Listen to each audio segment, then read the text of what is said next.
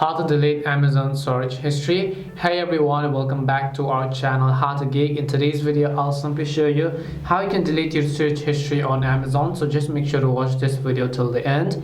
If you want to delete your Amazon search history, all you got to do is to just open up the Amazon shopping application.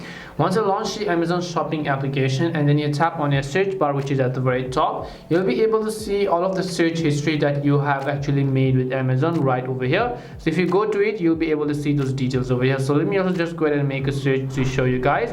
I'll just make a random search in this case, and then I'll come back over here, and then you'll be able to see that I have made that specific search. And if I want to delete that search, what I would need to do is just tap on the X icon next to it. Now though this may be a little bit of time consuming process, this is the only way you can get rid of your search history, because there aren't any other ways to delete your search history. That is basically how you can change your search history and delete it on Amazon. We hope the video was really helpful, and if it did help you, then make sure to leave a like and subscribe to our channel. If you have any more questions, feel free to leave them down. Thank you very much for watching, and see you soon in our next video.